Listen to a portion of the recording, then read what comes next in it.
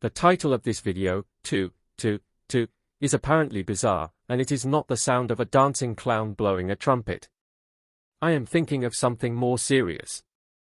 I am starting to perceive that talking with words in my own head may cause a spilling out of all internal treasures, and causing, in consequence, me sitting on a ash heap, in misery, in confusion, and all of this have to do with the way the brain thinks, by the strange intrusion of thinking with words. What stature of self is formed when we think of things without words, without making sentences, or prose? When we think without words, we hold self-awareness of self up, like a structure.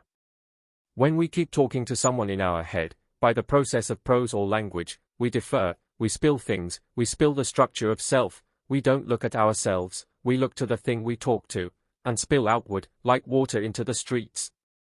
When we think in words or dialogue, we talk to someone, an imaginary someone, we form another subject, so it's me and the subject, we form a two, and thinking to someone, that is why I said, two. And if two is the thinking process in our brain, then we may lose some things, it is the spilling code.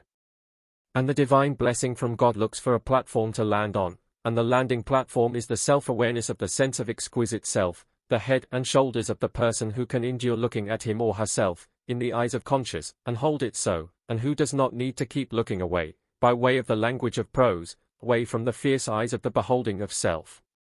Because when we talk to someone in our head with words or dialogue, the pain feels a little less.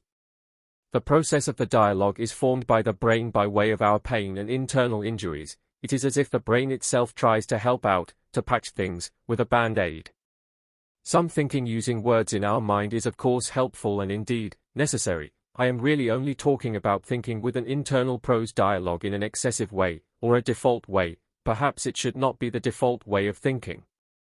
It is the heart that heals the brain, and the isolation of self, the isolation of thinking without prose, is helped out when we feel affirmed, when we have the kiss of love living in our hearts. Without the kiss of love from God, living in our hearts, our minds are going to keep us busy, in appeasement, with prose. The flower of our mind blooms without prose.